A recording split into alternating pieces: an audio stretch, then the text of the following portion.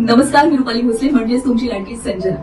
जसं तुम्हाला आमच्याविषयी जाणून घेण्याची उत्सुकता असते तसंच तुमच्या फायद्याचं काय आहे हे सांगण्यासाठी मी इथे आले.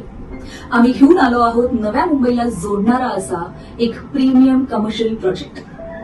सिरियसली सहज परवडेल असा पण तरीही मॉडर्न इन्फ्रास्ट्रक्चर असलेला हा प्रोजेक्ट आहे. ह्या प्रोजेक्टमध्ये तुम्हाला मिळणार आहे प्रीमियम शॉप्स, ऑफिसेस, घरं आणि बरंच काही. हा प्रोजेक्ट आहे Alto फिल्मचा premium project grand Uran centre. Maval Lok Sabha मतदारसंघाची मतमोजणी आता पूर्ण झाली आहे. त्यामध्ये पहिल्या फेरीपासून महायुतीचे उमेदवार श्रीरंग बारणे आघाडीवर होते.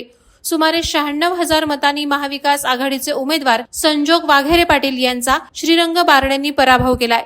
यानंतर युतीच्या कार्यकर्त्यांनी जल्लोष सुरू केला असून ठिकठिकाणी फटाके फोडून, मिठाई वाटून, गुलाल उधळून आनंद साजरा केला जातोय. मावळ लोकसभा मतदारसंघ उमेदवारीपासून तर मतदानापर्यंत आणि मतमोजणीपर्यंत चर्चेचा राहिला होता. सुरुवातीला एकतर्फी वाटणारी निवडणूक चुरशीची झाली.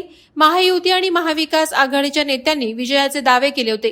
1,70,000 मतांनी वाघेरे विजयी होणार तर 2.5 लाख मतांनी बारणे विजयी होणार असा दावा करण्यात आला होता. अखेर बहुमताने बारणे यांनी आघाडी घेत चांगलीच बाजी मारली आहे. या विजयासह बारणेंनी आपली खासदारकीची हॅट्रिक मारली आहे. चौक येथे देखील भारतीय जनता पक्षाचे ज्येष्ठ नेते विनोद भोईर, अभिजित देशमुख, चौक शहर भाजपा अध्यक्ष आणि माजी उपसरपंच गणेश कदम यांच्या नेतृत्वाखाली कार्यकर्त्यांनी चौक बाजारपेठेत फटाके फोडून एकमेकांना मिठाई भरवून आनंद साजरा केला. संपूर्ण चौक बाजारपेठेत लाडू वाटप करून हा आनंद द्विगुणित करण्यात आला.